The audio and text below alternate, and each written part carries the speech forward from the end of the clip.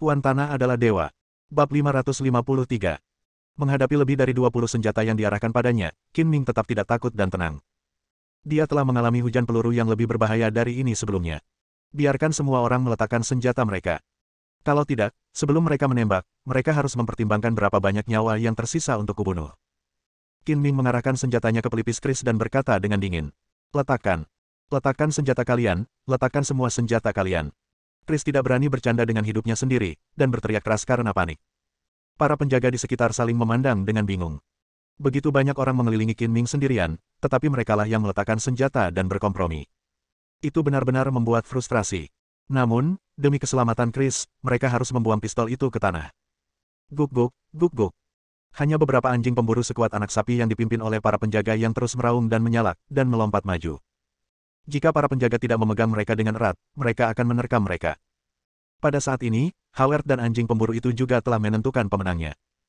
Anjing pemburu itu dicabik-cabik oleh Howard yang kejam, darah dan daging berceceran di mana-mana, dan kepalanya terpenggal.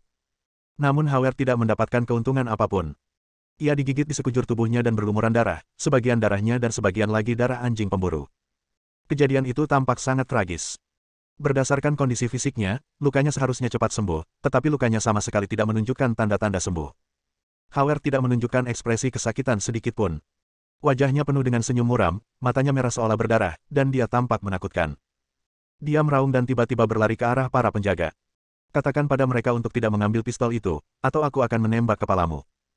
Qin Ming mengarahkan pistolnya ke kepala Chris lagi dan berkata dengan tegas. Jangan angkat senjata, lepaskan anjing-anjing itu ke Howard, dia gila. Teriak Chris tergesa-gesa. Guk-guk, guk-guk. Kedua anjing pemburu itu dilepaskan, berlari keluar dengan ganas, dan menerkam Howard. Kedua anjing pemburu itu dan seekor monster berkepala beruang dan bertubuh manusia saling membunuh, saling menggigit dengan cara yang paling primitif dan gila, menyaksikan kelopak mata para penjaga berkedut. Sudah waktunya bicara soal pengembalian uang. Kembalilah ke villa, cari komputer, dan segera transfer uangnya. Setelah mengatakan itu, Qin Ming menggendong Chris dan berjalan perlahan menuju villa dengan kewaspadaan tinggi. Setelah memasuki villa, Qin Ming kemungkinan akan dikepung, tetapi ia dapat menghindari pandangan penembak jitu, yang mengurangi bahaya tersembunyi yang besar. Bahkan jika seluruh villa dikepung, tidak ada yang dapat menghentikannya jika ia ingin pergi. Secara keseluruhan, keuntungannya lebih besar daripada kerugiannya. Komputer untuk mentransfer uang itu khusus, dan aku butuh seseorang untuk membawanya kepadaku. Chris tampak sangat takut dan berkata dengan gemetar. Apakah kau mencoba melakukan trik apapun? Tanya Qin Ming dengan waspada. Janji. Janji aku tidak akan melakukannya, atau kamu bisa ikut denganku. Di mana komputernya? Qin Ming selalu merasa ada yang janggal. Itu hanya transfer uang, dan komputer apapun yang terhubung internet bisa digunakan, tetapi Chris mengaku menggunakan komputer khusus. Ada di lantai 3. Suruh seseorang menurunkannya atau kau bisa ikut aku. Kata Chris. Aku akan pergi bersamamu. Qin Ming adalah pria yang terampil dan pemberani, dan dia ingin melihat apa yang sedang direncanakan Chris. Chris ditembak 2 kali di kaki dan berjalan pincang, jadi dia berjalan perlahan, tetapi lukanya tidak lagi berdarah. Setelah akhirnya mencapai lantai 3, Chris membuka pintu sebuah ruangan yang tampak seperti ruang belajar, dan melihat seorang wanita barat berambut pirang di dalamnya. Dia cukup cantik, terutama matanya yang hijau besar yang sangat menawan. Valentina, keluarkan komputer spesialku. Perintah Chris, seolah-olah wanita bernama Valentina itu adalah pembantunya. Bahkan sebagai seorang tahanan, ia tidak lupa untuk berpura-pura. Baik, Tuan Chris. Valentina berkata dengan hormat, lalu membuka rak buku dan mengeluarkan sebuah laptop. Qin Ming memperhatikan bahwa ekspresi Valentina sangat tenang, dan dia tidak menunjukkan sedikit pun kekhawatiran tentang Chris yang disandera. Ia memikirkan 2 kemungkinan. Valentina tidak peduli dengan hidup atau mati Chris, atau ia yakin bahwa hidup Chris tidak akan terancam. Kemungkinan kedua lebih mungkin terjadi. Tak lama kemudian, komputer itu pun menyala. Valentina pun mengulurkan tangannya dan memberi isyarat untuk mengundang, Tuan Chris, silakan gunakan ini. Ini rekening Swiss. Transfer uangnya ke rekening ini. Qin Ming mengeluarkan sebuah kartu dari sakunya yang berisi serangkaian nomor rekening. Dia telah mempertimbangkan semua aspek sebelum datang. Jika dia langsung mentransfer 100 juta ke negara itu akan merepotkan dan peninjauan nasional akan ketat, jadi dia meminta Gu Qingyi untuk menyiapkan rekening Swiss. Chris membuka halaman web, memasukkan sidik jari dan nomor rekeningnya, dan bersiap melakukan pembayaran. Tunggu. Tanya Qin Ming dengan nada main-main, berapa banyak uang yang ingin kau pertaruhkan? Tentu saja 100 juta yuan Tiongkok. Aku akan membayarmu sesuai dengan yang seharusnya. Kata Chris. Qin Ming mendengus dingin, kamu sedang bermimpi. Kamu telah menyimpan uang itu selama berhari-hari. Apakah kamu tidak tertarik sama sekali? Ya, bunganya harus disertakan.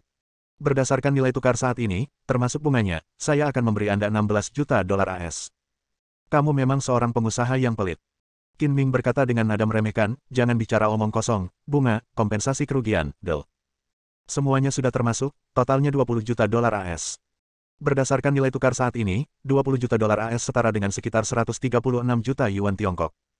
Berdasarkan kepribadian Qin Ming, meminta tambahan 36 juta bukanlah jumlah yang terlalu besar. Ini terlalu berlebihan. Terlalu banyak. Tanpa menunggu Chris menyelesaikan kata-katanya, Qin Ming memukul kepala Chris dengan keras dengan senjatanya. Sepertinya kau lebih memilih mengorbankan nyawamu daripada hartamu. Berapa harga kepalamu? Apa kau ingin aku membukanya dan melelangnya untuk melihat berapa harganya? Chris tak kuasa menahan keringat di dahinya, dan berkata tergesa-gesa, baiklah, 20 juta ya 20 juta. Tuan, mohon bersabar. Apakah Anda ingin secangkir kopi? Valentina berkata sambil tersenyum tipis, seolah-olah dia sedang menjamu tamu, dan sama sekali tidak menganggap Qin Ming sebagai musuh. Dan dia mempunyai senyuman yang sangat indah mempesona dan mempunyai daya tarik yang luar biasa yang mempesona dan mempesona. Tidak, terima kasih. Qin Ming menjawab dengan sopan. Dia tidak punya dendam terhadap Valentina, jadi tidak perlu menunjukkan rasa tidak hormat padanya. Tuan, saya rasa Anda sebaiknya meletakkan senjata dan mencari kedamaian. Valentina menasihati dengan ramah, sambil menatap Qin Ming dengan sepasang mata jernih tanpa noda, seolah-olah dia sedang menantikan sesuatu. Aku tidak tahu berapa banyak orang yang menungguku di luar dengan senjata. Apakah menurutmu aku bisa meletakkan senjataku? Qin Ming mencibir. Menurutku tidak apa-apa. Asal kau meletakkan senjatamu, Tuhan akan mengampuni dosamu. Ayo, letakkan senjatamu. Suara Valentina tiba-tiba penuh dengan kekuatan yang menyihir, dan bola matanya seakan berubah menjadi kaleidoskop yang terus berputar, yang akan membuat orang pusing dalam sekejap dan tidak dapat melepaskan diri darinya. Tatapan mata Qin Ming menjadi kosong, menatap lurus ke mata Valentina, seolah-olah dia telah menjadi bodoh. Tangan dan kakinya kaku, dan dia terus memegang pistol tanpa bergerak, bahkan tidak berkedip. Chris menghela napas panjang, menyingkirkan pistol yang menancap di kepalanya, dan berkata dengan nada sarkastis, bodoh, apa kau benar-benar mengira Valentina adalah pelayanku? Dia adalah ilusionis terhebat di organisasi Nirvana. Jika kau tertipu oleh ilusinya, kau tidak akan pernah bangun lagi. Penampilan Valentina yang sebelumnya rendah hati dan seperti pelayan tiba-tiba berubah dingin, dan dia tampak seperti dewi yang tinggi dan tak terjangkau. Dia telah terperangkap oleh ilusiku. Kau dapat membunuhnya atau mencincangnya sesuai keinginanmu. Jangan ganggu aku dengan hal-hal sepele seperti itu di masa mendatang. Terima kasih atas bantuanmu kali ini. Aku akan memberimu hadiah yang besar nanti. Chris berkata dengan sopan. Dia hanya bersikap seperti orang dewasa di depan Valentina tadi hanya untuk menipu Qin Ming. Biasanya, dia tidak berani menunjukkan rasa tidak hormat kepada Valentina. Karena Valentina mempunyai kepribadian yang aneh dan dianggap sebagai orang yang berbeda dalam organisasi Nirvana, jika dia dibuat tidak senang, dia akan menghukum Chris dengan ilusi tanpa mempedulikan apakah Chris adalah kepala wilayah Amerika Utara. Kalian berani bekerja sama untuk menyakitiku. Apa kalian benar-benar mengira aku sebodoh kalian berdua dan tidak melihat ada yang mencurigakan? Pada saat ini, Qin Ming, yang sebodoh patung tanah liat, tiba-tiba berbicara dengan ekspresi main-main di wajahnya. Pada saat yang sama, dia menarik pelatuk dan melepaskan 2 tembakan ke paha Chris. Ah! Chris menjerit kesakitan dan secara naluriah ingin melarikan diri, tetapi Qin Ming mencengkeram lehernya dan memasukkan laras pistol ke mulutnya, sementara pistol lainnya diarahkan ke kepala Valentina. Tidak, tidak mungkin. Bagaimana kau bisa terbangun dari ilusi secepat itu? Valentina berkata dengan heran. Karena aku sama sekali tidak berhalusinasi. Aku hanya memanfaatkan situasi dan ingin melihat trik apa yang kalian berdua mainkan. Qin Ming mencibir dengan nada main-main. Begitu dia melangkah masuk ke dalam rumah dan melihat Valentina untuk pertama kalinya, dia merasa bahwa perilakunya tidak normal dan sudah waspada. Bagaimana kau bisa melihat ilusiku? Valentina bersikap acuh tak acuh dan sombong. Ia percaya diri dengan ilusinya. Bahkan para jenderal organisasi Nirvana akan jatuh ke dalam perangkapnya jika mereka tidak siap. Dia belum pernah bertemu Qin Ming sebelumnya, jadi Qin Ming tentu saja tidak tahu bahwa dia bisa melakukan ilusi dan tidak waspada.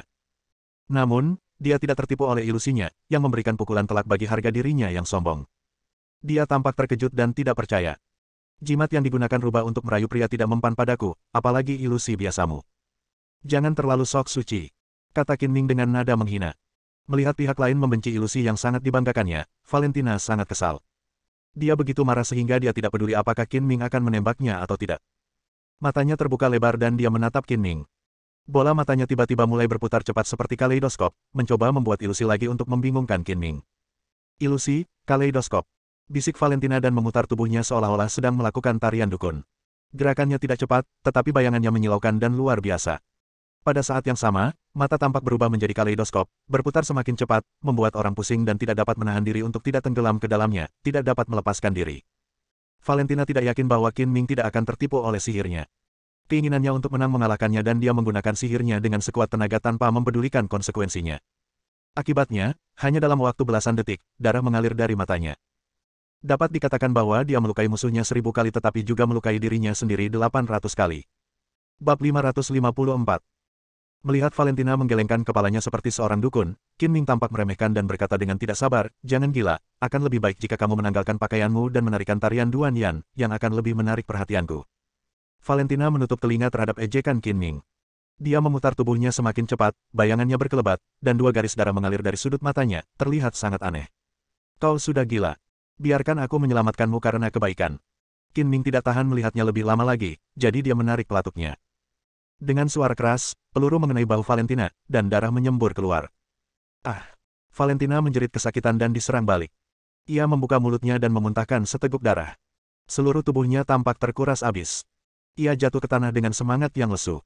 Matanya menjadi redup dan ia tidak lagi semenarik sebelumnya. "Tidak mungkin. Aku menggunakan ilusi yang berlebihan tetapi tetap tidak berpengaruh padamu.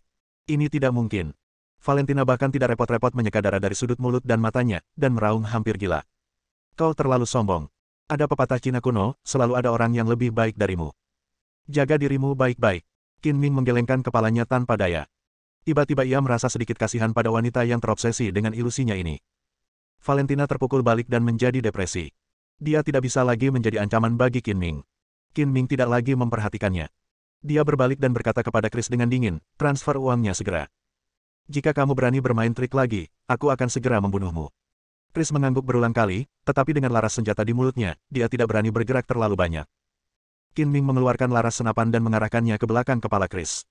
"Karena Anda telah bermain tipu daya dan tidak jujur, sehingga menyebabkan kerusakan mental yang besar pada saya, Anda harus membayar saya ganti rugi tambahan sebesar 10 juta dolar AS. Aku mengaku kalah. Aku akan memberimu 30 juta. Chris merasa seperti sedang menembak kakinya sendiri. Dia tidak menyangka bahwa Qin Ming tidak terpengaruh oleh ilusi itu. Dia harus menganggap dirinya tidak beruntung dan memberikan uangnya terlebih dahulu untuk menyingkirkan ancaman itu. Chris tidak berani berbuat curang lagi dan dengan jujur mentransfer 30 juta dolar AS ke rekening Swiss yang disediakan oleh Qin Ming. Sekarang setelah dia punya uang, Qin Ming tidak perlu tinggal lebih lama lagi. Dia mengangkat tangannya dan memukul Chris hingga pingsan dengan gagang senjatanya, lalu mendorong jendela hingga terbuka dan melompat turun seringan burung layang-layang. Pada saat ini, hampir semua pengawal kompleks villa bergegas datang dan mengepung semua pintu masuk dan keluar, termasuk beberapa makhluk gaib kelahiran kembali Nirwana. "Di sana, bunuh dia." Qin Ming melompat dari villa dan langsung ditemukan oleh para penjaga. Suara tembakan terdengar bersamaan. Qin Ming tidak perlu terus bertarung. Tubuhnya secepat bayangan. Dia menghindari peluru yang datang dari berbagai arah dan bergegas menuju dinding halaman. Melewati bayangan gelap, Qin Ming menggunakan kemampuannya untuk berbaur dengan kegelapan dan tiba-tiba menghilang dari tempat itu. Begitu saja, dia meninggalkan villa tanpa ada yang menyadarinya. Mobil sport Lamborghini berwarna oranye diparkir di pinggir jalan sekitar 4 atau 500 meter dari villa. Di dalam mobil itu duduk seorang wanita cantik berusia 30-an, yang tak lain adalah Qi Qinyun. Dia tidak pergi, tetapi menunggu di sini karena dia khawatir apakah Qin Ming dapat melarikan diri dengan sukses. Samar-samar, Qi Qinyun mendengar suara tembakan yang datang dari arah rumah Chris, dan kekhawatiran di wajahnya pun semakin menjadi-jadi. Semoga Tuhan memberkahi, Qin Ming dapat melarikan diri dengan selamat dan tidak tertangkap. "Cantik, bisakah kau mengantarku?" Tepat saat Qi Qinyun berdoa dalam hati, terdengar ketukan di jendela. Sebelum dia sempat menjawab, pintu penumpang terbuka dan Qin Ming masuk sambil tersenyum. "Qin Ming, kamu baik-baik saja?" Qi Qinyun bertanya dengan heran sekaligus gembira. "Apakah menurutmu aku dalam masalah? Bagaimana mungkin cabang Nirvana Amerika Utara bisa menjebakku?" kata Qin Ming dengan bangga. Qi Qinyun memperhatikan Qin Ming dari atas ke bawah, dan melihat bahwa dia tidak terluka, dia akhirnya merasa lega. "Syukurlah kamu baik-baik saja. Apakah kamu sudah menerima uangnya? Apakah menurutmu aku akan pergi tanpa mengambil uangnya?" tanya Qin Ming balik. "Sekarang aku sudah punya uang, masalah ini tidak ada hubungannya denganku lagi." Dalam sekejap mata, Qi Qinyun kembali tenang seperti biasa, dan dia tidak keberatan terlihat khawatir oleh Qin Ming. "Mau kemana? Aku akan mengantarmu ke sana. Aku tidak akan pergi ke rumahmu untuk menghindari keterlibatanmu. Bawalah aku ke komunitas dekat Washington Park." Qin Ming berkata seolah-olah dia sedang memikirkan Qi Qinyun. "Apa tujuanmu ke sana?" Qi Qinyun tak kuasa menahan diri untuk bertanya. "Apalagi yang bisa kulakukan larut malam? Tentu saja, aku harus mencari tempat untuk tidur." Qin Ming menjawab dengan percaya diri. "Maksudku, New York itu banyak hotelnya, ngapain sih kamu pergi jauh-jauh? Apakah kamu ketagihan menjadi pacarku? Kamu bahkan ingin bertanya tentang kehidupan pribadiku?" Tanya Qin Ming dengan nada bercanda. Mendengar ini, Qi Qinyun memutar matanya ke arah Qin Ming dan mendengus, jangan terlalu sentimental. Siapa yang ingin menjadi pacarmu? Jika kamu tidak mengancamku, aku pasti ingin menjauh darimu sejauh mungkin. Alasan mengapa Qin Ming pergi ke sekitar Taman Washington adalah karena Natasha tinggal di dekatnya. Sekarang setelah urusannya selesai, saatnya untuk bersantai. Setelah mengantar Qin Ming ke tujuannya dan melihatnya berjalan masuk ke apartemen, Qi Qinyun pergi begitu saja. Tiba-tiba ia merasa bahwa setelah perpisahan malam ini, ia mungkin tidak akan pernah bisa berhubungan lagi dengan Qin Ming, dan ia tidak dapat menahan perasaan sedikit sedih. Malam sudah larut dan Natasha tengah tertidur lelap di tempat tidur ketika tiba-tiba ia terbangun karena ketukan pelan di pintu. Dia terlahir sebagai pembunuh, jadi dia tetap waspada bahkan saat dia tidak memiliki misi dan tidurnya sangat nyenyak. Natasha segera bangkit dari tempat tidur, berjalan ke pintu dalam beberapa langkah cepat, dan melihat keluar melalui lubang intip. Dia tidak melihat siapapun, tetapi suara ketukan itu terus berlanjut. Karena kebiasaan profesional, dia bertanya dengan waspada, siapa yang mengetuk pintu? Nona cantik, bolehkah aku menginap di rumahmu semalam? Suara seorang pria terdengar dari luar pintu, berbicara dalam bahasa Inggris dengan lancar, dan terdengar seperti penduduk asli Amerika. Tidak, jangan ganggu aku, pergilah, atau aku akan memanggil polisi. Natasha menolak dengan dingin dan sedikit marah. Lihat siapa aku. Lihat dengan jelas sebelum menjawab. Orang yang mengetuk pintu itu tidak lain adalah Qin Ming. Dia tidak ingin berlama-lama di luar pintu pada malam hari, jadi dia berhenti bercanda dan mendekatkan tubuhnya ke lubang intip. Pluto. Setelah melihat penampilan Qin Ming dengan jelas, Natasha buru-buru membuka pintu. Kamu ada urusan malam ini, kenapa kamu datang menemuiku? Karena aku merindukanmu dan tidak ingin menunggu lebih lama lagi, aku bergegas ke sini segera setelah menyelesaikan pekerjaanku. Qin Ming tersenyum, melangkah masuk ke dalam rumah, matanya yang berapi-api mengamati Natasha bolak-balik. Natasha hanya mengenakan gaun tidur sutra putih, memperlihatkan tubuhnya yang seksi dan anggun, payudaranya yang menonjol, dan belahan dadanya yang menggoda. Dia sangat seksi, dan jelas terlihat bahwa dia telanjang di baliknya. Setelah pertemuan tak terduga kita hari ini, yang bisa kupikirkan hanyalah kamu. Tanpa menunggu Natasha menyelesaikan kata-katanya, Qin Ming tidak sabar untuk membuka mulutnya dan menutupi bibir merah seksi Natasha. Harus dikatakan bahwa wanita barat memang berpikiran terbuka. Natasha segera menanggapi dengan penuh semangat, memutar tubuhnya yang halus dalam pelukan Qin Ming, yang selanjutnya menyulut api jahat Qin Ming. Seperti kata pepatah, satu percikan api dapat menyalakan api di padang rumput. Sekali api menyala, tidak mudah untuk memadamkannya. Qin Ming tidak akan menyerah sampai dia melawan Natasha selama 300 ronde. Dalam sekejap mata, hari sudah pagi. Qin Ming bersandar di tempat tidur sambil merokok, dan Natasha berbaring malas di pelukannya, dengan rona merah yang memabukkan di wajahnya, rambutnya acak-acakan, dan bau busuk yang menyengat tercium di udara. Jelas bahwa keduanya baru saja selesai berolahraga. Tadi malam tidak cukup memuaskan, jadi Qin Ming datang lagi di pagi hari dan membuat Natasha sepenuhnya tunduk, lalu dia berhenti. Mengembuskan asap rokoknya, Qin Ming berkata perlahan, saya berencana untuk kembali ke Tiongkok pada sore hari. Jika Anda pergi ke Tiongkok lagi di masa mendatang, ingatlah untuk menemui saya di kota Donghai. Apakah kamu akan pergi secepat ini? Natasha bertanya dengan enggan.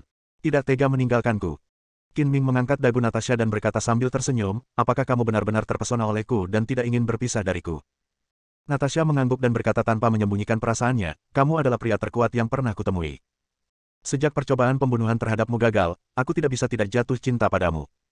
Menurutmu, kekuatanku ada di aspek mana? Goda Qin Ming. Kungfu Tiongkok itu kuat, dan pria juga kuat. Tubuh dan pikiranku telah kau taklukkan. Kurasa aku tidak akan menyukai pria lain di masa depan, kata Natasha dengan lembut. Sekarang kau sudah memilikiku, beraninya kau memikirkan pria lain. Qin Ming mematikan rokoknya, tiba-tiba berbalik, dan menekan Natasha di bawahnya. Semua pria memiliki sifat posesif yang kuat. Mereka ingin wanita manapun yang pernah berhubungan seks dengan mereka menjadi milik pribadi mereka dan tidak mengizinkan pria lain menyentuhnya. Qin Ming tidak terkecuali. Aku tidak berani. Mulai sekarang, aku hanya akan mencintaimu. Natasha mengangkat lengannya yang seperti ular, mengaitkannya di leher Qin Ming, dan berkata dengan penuh kasih sayang, seorang pembunuh tidak bisa memiliki perasaan. Kupikir aku tidak akan pernah jatuh cinta pada seorang pria dalam hidup ini. Terima kasih Tuhan telah mempertemukanku denganmu. Ini sudah ditakdirkan dan tidak ada hubungannya dengan Tuhan. Jika Tuhan benar-benar mengasihani Anda, Dia tidak akan membiarkan Anda menjadi pembunuh, kata Qin Ming. Baiklah, aku tidak akan menyebut Tuhan. Natasha tiba-tiba menjadi serius. Aku punya pertanyaan yang selalu ingin kutanyakan padamu. Aku harap kamu bisa menjawabnya dengan jujur. Apa masalahnya? Tanya Qin Ming. Apakah kamu Raja Bayangan, Raja Dunia Pembunuh? Natasha bertanya dengan serius. Qin Ming tidak menyangka Natasha akan menanyakan hal ini. Meskipun dia merahasiakan identitasnya sebagai Raja Pembunuh, dia tidak ingin menipu Natasha, jadi dia mengangguk dan mengakui, ya, aku memang Raja Bayangan. Benarkah? Aku menebaknya dengan benar. Natasha gembira dan gembira, dengan kekaguman di matanya.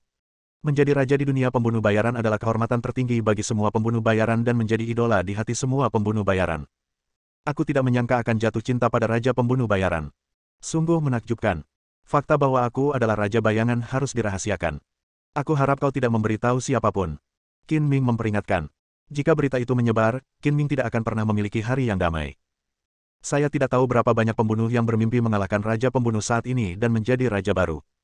Demi Tuhan, aku tidak akan membocorkannya. Jika aku mengingkari janjiku, aku akan masuk neraka dan binasa selamanya. Natasha bersumpah dengan sungguh-sungguh.